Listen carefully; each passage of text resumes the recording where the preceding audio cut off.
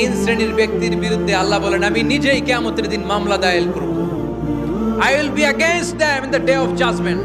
Three categories of people I will be against them in the day of judgment. তিন শ্রেণীর লোক কিয়ামতের দিন তারা ছাড় পাবে না।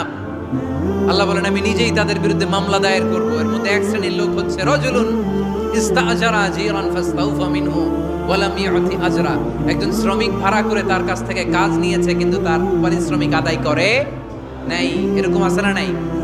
দাপট দেখায় ইউনিভার্সিটির ক্যান্টিনগুলোতে। ইউনিভার্সিটির ক্যান্টিনে যে খায় মাগার বিল দেয় না, এরকম টাকায় আছে না নাই? চায়ের দোকানে চা খায় পরে দিমু বিল দেয় না, আছে না নাই? দোকানে যে পণ্য কিনে বিল দেয় না, পরে দিমু, আছে না নাই? কিয়ামতের দিন আল্লাহ তোর এই মাস্তানি ছুটাবে, চিল্লা এখন ঠিক কিনা?